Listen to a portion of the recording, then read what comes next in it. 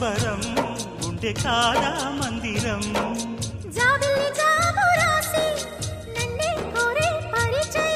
పున్నగ పూలు పూసే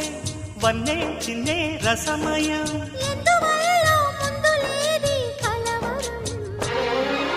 అగిరి పడిన పెదవికేంటి అర్థం